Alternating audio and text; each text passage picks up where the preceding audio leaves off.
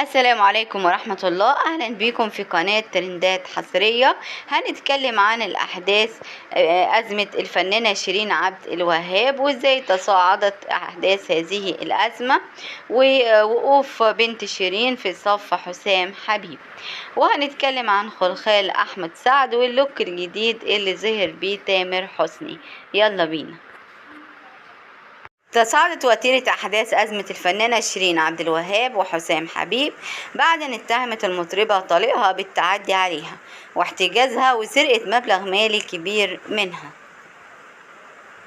أوضح حبيب أن التهمة التي وجهتها شيرين له ليس لها أي علاقة من الصحة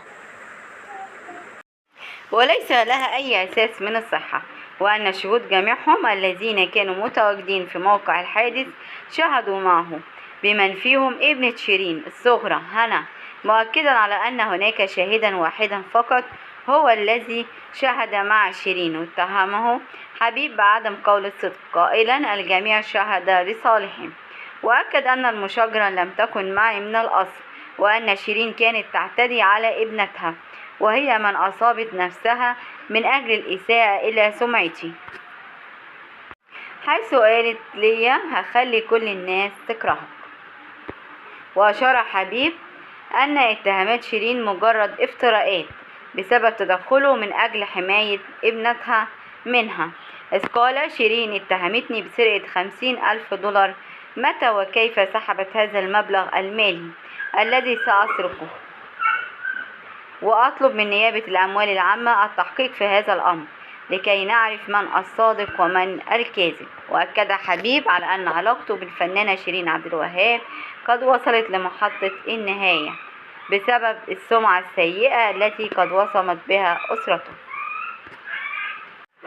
وكان ياسر كنطوش محامي الفنانة شيرين عبد الوهاب أوضح بأن موكلته رفضت إجراء التصالح مع طليقها وأنها ترغب في أخذ حقها قانونيا منه. بعد الحلقة والقميص الشفاف، أحمد سعد يثير الجدل من جديد بشيء يشبه الخلخال يلبسه في رجله، وهذه هي الإطلالة الجديدة للفنان أحمد سعد.